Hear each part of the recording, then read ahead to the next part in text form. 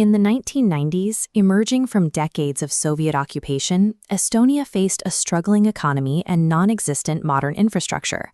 To catch up, the government made a radical decision. Instead of rebuilding analog systems, they launched the Tiger Leap program to digitize society from scratch. By 2007, Estonia was the most wired society on Earth. Citizens signed contracts with digital IDs. Daily banking was almost entirely cashless and voted from their personal laptops. Much of this transformation was championed by President Toomas Hendrik Ilves, a technologist who integrated digital innovation into the foundation of Estonia's new national identity. But placing every essential state function on an internet connection created a paradox. The very infrastructure that allowed a small nation to punch above its weight economically also presented a massive, highly centralized target. The test of that vulnerability began in April 2007 over a physical dispute. The Estonian government decided to relocate the Bronze Soldier, a controversial Soviet-era war monument situated in the center of Tallinn. The move triggered immediate backlash.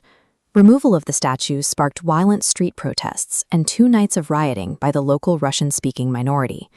As the physical riots peaked, a second, invisible front opened. Exactly in sync with the protests, the nation's digital infrastructure began to shut down. The country was hit by a massive distributed denial of service, or DDoS attack.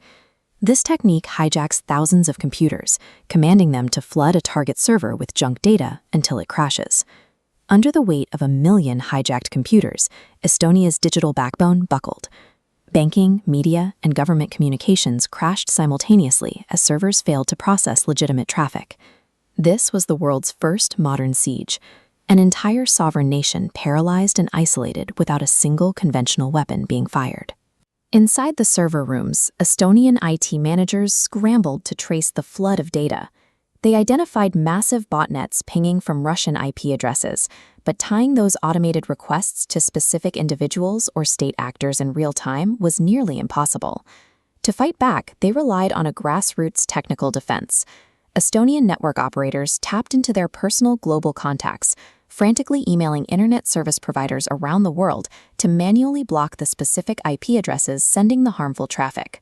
While the technicians fought the code, the government adopted a policy of radical transparency. Officials went on television to openly admit they were under attack, rather than hiding the crisis from the public.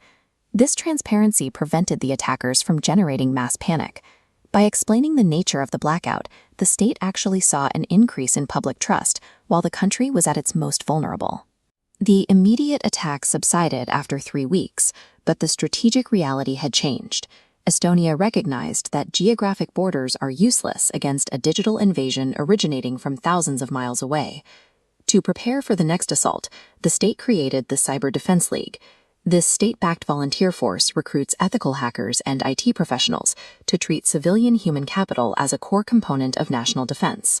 They also engineered a new failsafe known as data embassies. The government securely backs up the country's most critical registries, like healthcare, property, and identity data, to encrypted server vaults located in allied nations. These server vaults operate under the same sovereign legal protections as physical diplomatic embassies. If Estonia's domestic systems fail or its territory is occupied, the government can instantly reboot the state from this remote backup.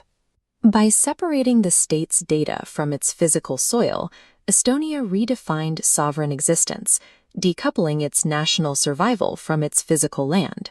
This realization reached Brussels. NATO recognized that its entire defensive posture was outdated for a reality where a member state could be crippled without a shot being fired. Prior to 2007, NATO's Article 5 Mutual Defense Clause was designed strictly for kinetic, physical armed attacks. There was no agreed-upon threshold for when a digital disruption constituted an act of war. In direct response, NATO established the Cooperative Cyber Defense Center of Excellence in Tallinn. Its mission was to study the 2007 attacks and build a cohesive digital defense doctrine for the entire alliance. This effort resulted in the Tallinn Manual, the first comprehensive study translating international laws and rules of engagement into the cyber domain. A dispute in the Baltics had forced the world's most powerful military alliance to update the rules of global conflict for the digital age. The original intent behind the 2007 attack was to disrupt and break Estonia's reliance on digital systems by proving they were a fatal weakness.